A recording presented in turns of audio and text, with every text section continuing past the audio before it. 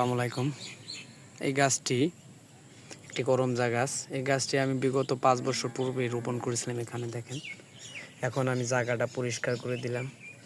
এই গাছটি আমি একটু ভুল করে দেখেন একদম নিচ থেকে কেটে ফেলছিলাম, যে কারণে মনে করছিলাম গাছটি মারা যাবে। কিন্তু দেখেন প্রকৃতি কি অসীম রহমত যে এই গাছটি এখনও মারা যায়নি। এখান থেকে আরও কুশি গজিয়ে দেখেন গাছটি এত সুন্দর হয়েছে, আমি দেখে অনেক খুশি হয়েছি।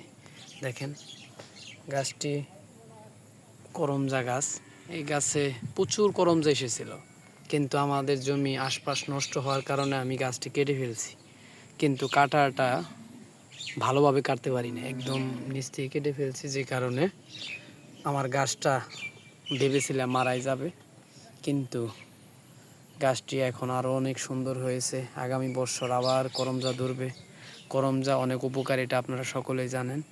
এই করমজা আমরা এবং আমাদের গ্রামের ছেলের বাচ্চারা অনেকে এই করমজা খেয়েছে, এবং করমজা এত ধরেছিল যা বলার ভাষা নেই।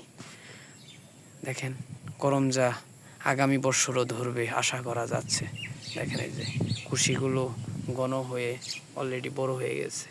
দেখেন গাছটি আমি অনেক আশা নিয়ে বুনেছিলাম, গাছটি সেভাবেই ফল দিয়েছিল, এবং আশা করা যায় পরের বছর আমরা ফলগুলো পাবো। তো আপনাদের দেখানোর উদ্দেশ্য হলো করমজা গাছ কেটে ফেললেও কুশি থেকে আবার হয়, যেটা এই যে হয়েছে দেখেন।